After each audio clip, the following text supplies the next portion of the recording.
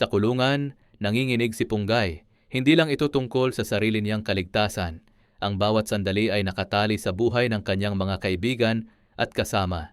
Ang mga mata niya ay puno ng takot, ngunit may bakas ng tapang. Alam niyang sa bawat galaw ng mga tauhan ni Miguelito, ang buhay niya ay maaaring maputol sa isang iglap. Humihinga siya ng malalim, pilit kinokontrol ang kaba at galit na tumitibok sa kanyang dibdib. Samantala, si Tanggol at Ramon Montenegro ay abala sa paghahanap kay Commissioner Medina. Ang bawat hakbang ay punong-puno ng kaba, ngunit ang kanilang determinasyon ay mas malakas kaysa sa takot. Biglang huminto ang sasakyan sa harap nila. Dumaan ang isang matagal na katahimikan bago lumitaw si Medina, matatag at tahimik.